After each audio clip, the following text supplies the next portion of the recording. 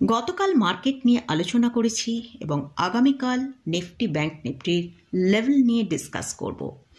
আজকের ভিডিওয়ে আপনারা কয়েকটি বিষয় সম্পর্কে জানতে চেয়েছেন, সেই সব বিষয়গুলো নিয়েই আজকের ভিডিওয়ে আলোচনা করব।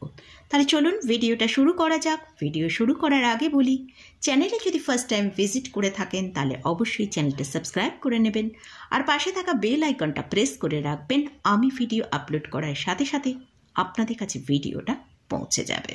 আর ভিডিওটা যদি ভালো লাগে অবশ্যই লাইক এবং শেয়ার করতে ভুলবেন না। তো ফার্স্ট যে বিষয়টা জানতে চেয়েছেন আমার ভিউয়ার্স, সেটা হচ্ছে ডেলিভারিতে 3% প্রফিট নিয়ে এক্সিট করব, মিনিমাম কতদিন হোল্ড করতে হবে। দেখুন, কোনো ট্রেড নেবার আগে আমাদের কতগুলো বিষয়ের উপর ফোকাস করতে হবে। যখনই ট্রেড নেব তার আগে আমাদেরকে ঠিক করে নিতে হবে রিস্ক রিওয়ার্ড ম্যানেজ করে সেই ট্রেডের স্টপ লস এবং টার্গেটকে। তারপর আমরা টাইম পিরিয়ডটা ঠিক করব। কোনো ট্রেড আপনি 7 দিনের জন্য নিতে পারেন, 10 দিনের জন্য নিতে পারেন, অথবা 1 মাসের জন্য নিতে পারেন। তবে যখনই সেই ট্রেড থেকে আপনার 3% প্রফিট এসে যাবে তখনই কিন্তু আপনি প্রফিট বুক করে চলে আসতে হবে। হয়তো সেই ট্রেডটা দেখা গেল পরবর্তীকালে আরও অনেক বেশি ওপরের দিকে গেল, কিন্তু বা সেখান থেকে হয়তো নিচের দিকে চলে আসতে পারে। তাই আপনার টার্গেট যখনই হিট হবে সেখান থেকে কিন্তু আপনাকে ক্লোজ করে চলে আসতে হবে। ধরুন আপনি কোনো ট্রেড প্ল্যান করলেন যে ট্রেডটা 1 মাসের জন্য হোল্ড করবেন। দেখা গেল সেখানে 3% প্রফিট আপনি টার্গেট রেখেছেন এবং তার সাথে সাথেই আপনার রিস্ক রিওয়ার্ড ম্যানেজ করে একটা স্টপ লসকে ঠিক করে রেখেছেন। তো আপনি যখনই দেখলেন যে হয়তো 2 দিন হোক, 5 দিন হোক, 10 দিন হোক পর আপনার 3% টার্গেট চলে এসেছে, সেখানে কিন্তু সেই ট্রেড থেকে আপনাকে এক্সিট নিয়ে চলে আসতে হবে। অথবা দেখা গেল প্রফিটের বদলে আপনার সেই ট্রেড স্টকের প্রাইস নিচের দিকে চলে আসছে, সেখানে দেখা গেল আপনার স্টপ লস হিট করলো, সেখানে কিন্তু সেই ট্রেড থেকে অবশ্যই লস বুক করে আপনাকে চলে আসতে হবে। তাই আপনি ম্যাক্সিমাম হয়তো টাইম পিরিয়ড রেখেছেন 1 মাসের জন্য, কিন্তু যেদিকে টার্গেট হিট হবে, অর্থাৎ যদি আপনার প্রফিটের টার্গেট হিট হয় সেখানে প্রফিট বুক করে চলে আসতে হবে, অথবা আপনার যদি স্টপ লসের টার্গেট হিট হয় সেখান থেকে লস বুক করে সেই ট্রেড থেকে বেরিয়ে চলে আসতে হবে। এটাই কিন্তু ট্রেডের নিয়ম। এর জন্য মিনিমাম কোনো টাইম পিরিয়ড আমাদের নেই। হয়তো দেখা গেল এরকমও হতে পারে আপনি ট্রেডটা নেওয়ার পর ইন্টারডেতেই আপনি 3% প্রফিট পেয়ে গেলেন, তখন কিন্তু আর ডেলিভারি নেওয়ারও দরকার পড়লো না, তখন আপনি ইন্টারডেতেই 3% প্রফিট বুক করে সেই ট্রেড থেকে বেরিয়ে চলে আসতে পারেন। তো এভাবেই আপনাকে ট্রেডটা করতে হবে। আপনি একটা ম্যাক্সিমাম টাইম পিরিয়ড রাখতে পারেন যে আপনি 15 দিন, 7 দিন, 10 দিন কি 1 মাস এই ট্রেড থেকে প্রফিট এসে গেলে আপনি বেরিয়ে চলে আসবেন। কিন্তু সেক্ষেত্রে প্রফিট না এসে যদি লসও আসে, স্টপ লস হিট হয়, যেদিকে টার্গেট হিট হবে সেখান থেকেই আপনাকে চলে আসতে হবে। নেক্সট ভিউয়ার্স বলেছেন সেনকো গোল্ড নিয়ে আলোচনা করতে। সেনকো গোল্ডের কারেন্ট প্রাইস চলছে 323 টাকা। লাস্ট ফ্রাইডেতে স্টকটা 3.60% ডিক্লাইনে ট্রেড করেছে।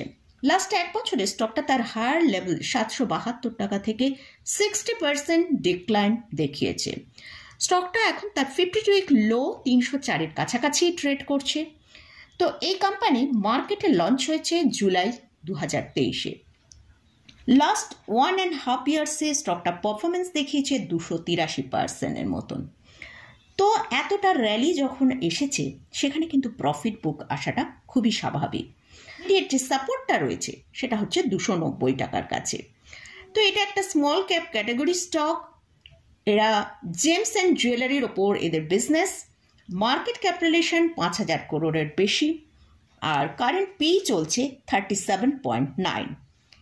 এই কোম্পানিতে কোয়ার্টারলি যে Q3 যে রেজাল্টটা এসছে সেখানে আমরা দেখতে পাচ্ছি কোয়ার্টার অন কোয়ার্টার বেসিসে সেলস এবং নেট প্রফিটের মধ্যে ভালো গ্রোথ এসছে। কিন্তু আমরা যদি ইয়ার অন ইয়ার বেসিসে নেট প্রফিট দেখি সেখানে 70% ডিক্লাইন দেখতে পাচ্ছি। তাই কিন্তু স্টকের প্রাইসের মধ্যেও আমরা এতটা ডিক্লাইন দেখতে পাচ্ছি। আমরা যদি এই কোম্পানির শেয়ার হোল্ডিং প্যাটার্নটা দেখি, সেখানে প্রোমোটারের হোল্ডিং হচ্ছে 64.10%, এফআইএসের হোল্ডিং হচ্ছে 8.88%, ডিআইএসের হোল্ডিং হচ্ছে 13.31%, আর পাবলিকের কাছে আছে 13.69%। তো এই স্টকে আমরা যেটা দেখতে পাচ্ছি, অলরেডি 60% ডিক্লাইন এসে গেছে।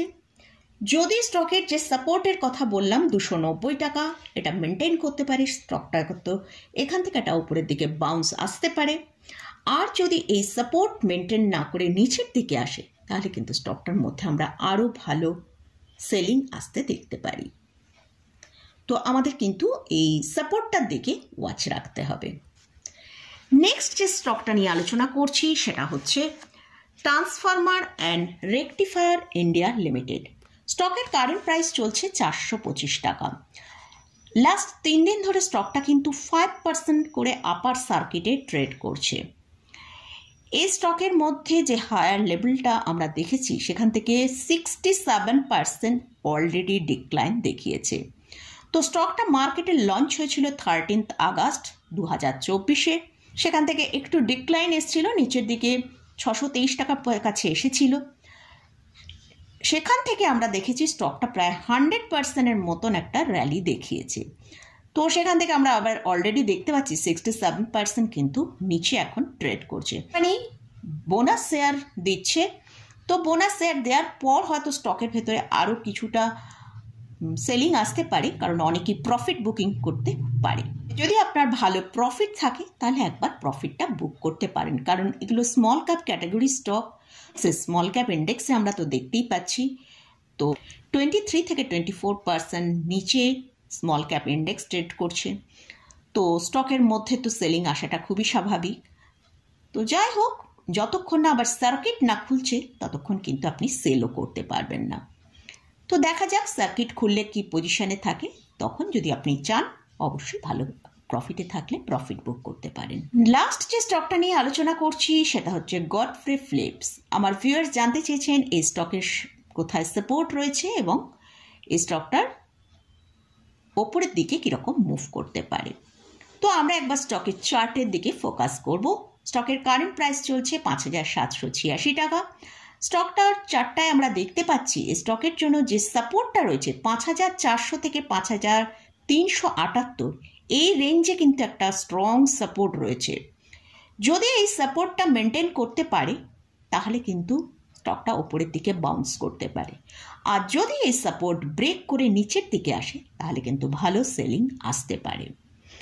আর স্টকটা যদি সাপোর্টটা মেনটেন করে ওপরের দিকে, ফার্স্ট যে টার্গেটটা যেতে পারে সেটা হচ্ছে 6142, সেকেন্ড হচ্ছে 6780 এবং থার্ড 7170 টাকা।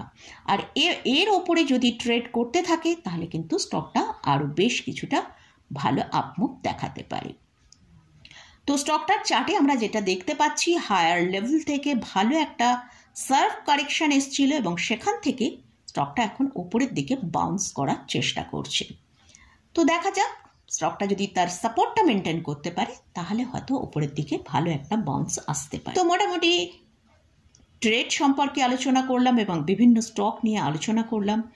তো এইসব স্টকে কিন্তু আমি কোনো রকম কোনো বাই রেকমেন্ডেশন করছি না। এসব স্টকে আপনারা আমার ভিউ জানতে চেয়েছেন, সেটা নিয়ে আলোচনা করলাম। তো যদি এই স্টকের মধ্যে কোথাও কেউ কোনো পজিশান নিতে চান, তার আগে ভালো করে চার্ট অ্যানালিসিস করে নিয়ে তারপরই পজিশান নেবেন। তো মোটামুটি আজকের মতন ভিডিওটা এখানেই শেষ করছি। ভিডিওটা যদি ভালো লাগে অবশ্যই লাইক করবেন, শেয়ার করবেন, সাবস্ক্রাইব করবেন। ধন্যবাদ।